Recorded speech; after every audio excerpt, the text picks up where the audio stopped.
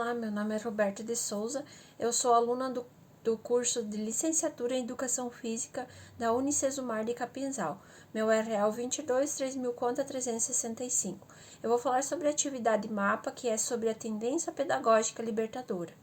Ela foi criada por Paulo Freire, ele era um professor, na década de 1950 a 1960, bem no finalzinho da ditadura militar, que foi entre 1965. Então, qual é a tendência e qual que é o papel que ele preza sobre essa tendência? Que o papel da escola era de levar os professores e os alunos uma consciência da realidade em que cada um vivia, tanto a realidade do professor como a realidade dos alunos, e a busca da transformação social. Os conteúdos e os temas que eram abordados durante a sala de aula, eles eram retirados da vida cotidiana dos alunos.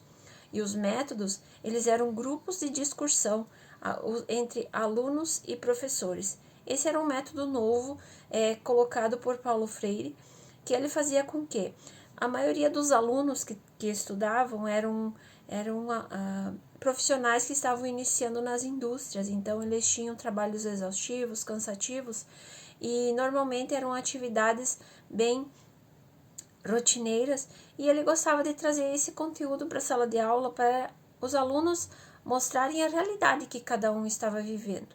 E Paulo Freire, ele colocava isso em sala de aula como discussão, e não tinha distinção entre que o professor sabia mais do que um aluno. Então isso era uma forma de como trazer o conteúdo para a sala de aula e entender a realidade mesmo que estava acontecendo com o aluno.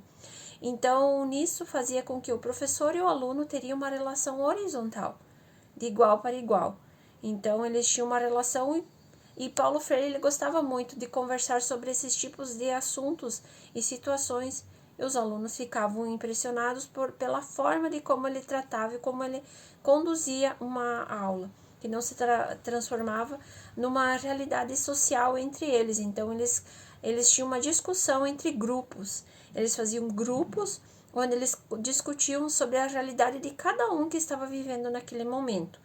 E a aprendizagem que eles tinham lá era a valorização, principalmente, da experiência vivida dos alunos. Porque a experiência de cada um que estava vivendo naquele momento, que estavam vivendo sobre final da ditadura militar, início da Revolução Industrial, era um processo completamente diferente do que eles estavam acostumados a viver, né? E os conhecimentos que eles tinham eram conhecimentos com uma via de mão dupla. Era isso que Paulo Freire colocava entre os alunos em sala de aula.